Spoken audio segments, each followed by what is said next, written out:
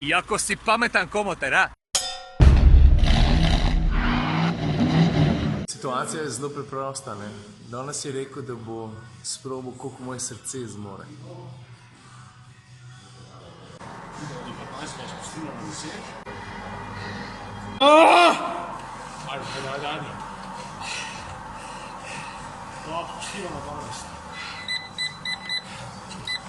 O, fuck, stari. Aha. Zadnji, stari, gremo.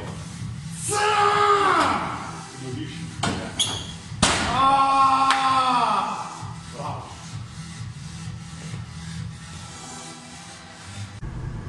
A kaj se pa zdaj dogaja? Čakam Aleša Črnivca, da se k meni usede, zato ker greva... Bom jaz tega Hyundaija predal Alešu, jaz bom pa prevzel en drug avto. Letalo!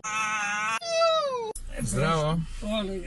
Kaj ful fajn, ker se bom direkt iz I30 usedel v Golfa. Evo ga, lušta, ne? To se pravi klasika. 2.0, TDI, DSG menjalnik, pa taka.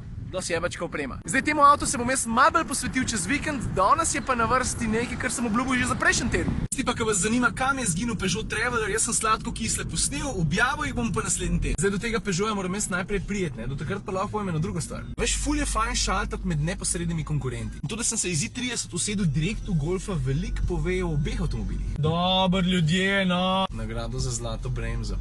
Je to AMG, a se ti zabavaš, teh pa pri nas ni veliko. V glavnem, kje smo ostali? Takoj, ko sem se usedel v ta avto, sem dobil potrdilo prvič, da Hyundai ni sam soliden avto, ampak je kar orenk narejen. Po drugi strani je pa Golf v šusu pokazal tudi svoje zobe, ne? Za začetek z digitalno instrumentno ploščo. Je pa res, da rajš ne vprašaš, koliko ta avto stane. No evo ga, končno. Zdaj pa začetek čistko, da veste, kje se gibamo, ne? Traveler nadomešča nekdanjega Peugeota 807 pa Expert TP-ja. V bistvu to kombi enoprostorci in prav tale tukaj je še posebej dobro opremljen. Mimogrede, en se je pa klele fejs zabavil.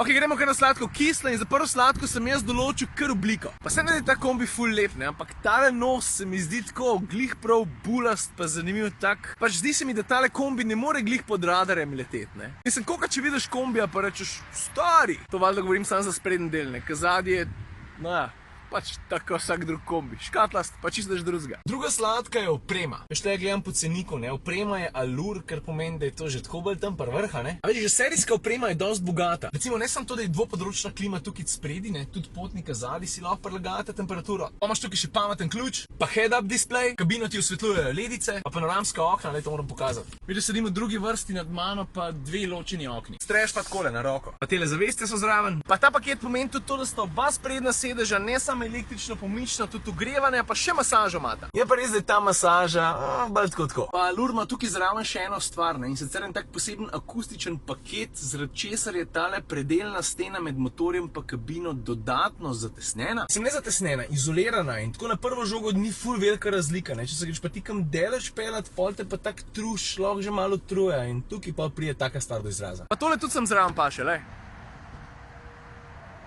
Let najga. Tako da ja, najmanj, kar lahko rečem, je to, da je oprema izborna. To valjda tudi pomeni dosti visoko vstopno ceno, ne? Ta avto recimo stane 38 700 že v štartu. Tretja sladka, mislim, da je ta po mojem še najbolj očitna, ne? Prostor. Pravzaprav je tale Traveler 8-sedežnik. Se pa ne rabim dodatno elaborirati, ne? Kaj pomeni prostor v tem avtu. Vse. Po vseh treh vrstah ga je valjda ogromen, ne? Tudi če si dam drugo vrsto nazaj, toliko da imajo oni ful velik placa. Drugač pa za tiste, ki se ne spoznate najboljš na te vrste vozil, ne? Vsi sedeži, ki so tukaj noter, so tudi odstranljivi. In v skrajnem primeru imaš pol, če to vse skupaj odstraniš, ne, začenši s tole poličko, mislim, da je placa pa koliko že 4900 litrov, nekaj tazga. Zdaj, ker so litri nehvaležni, po mojem najbolj, da kar pokažem, ne. Če imaš vse zice postavljene, je placa tokle, vidiš? Četrta sladka je pa vožnja. Kar se obdobje tiče, lahko z lahkoto povem, da je nadpovprečen. Jaz sem par kilometrov s tem avtom prevozil, med drugim tudi po makadamu, pa valjda tudi po kakšnih zmakanih cestah in moram reči, da blaži res ful dobro. Ok, zdaj pa kisle pred zadnjo sladko. Kot prvo kislo moram izpostaviti to, da ima ta avto ročen menjalnik, ki je sam po sebi, dobro, ajde, čisto ok, ampak pismo, no. Še veliko bolj bi pa sedel avtomatski.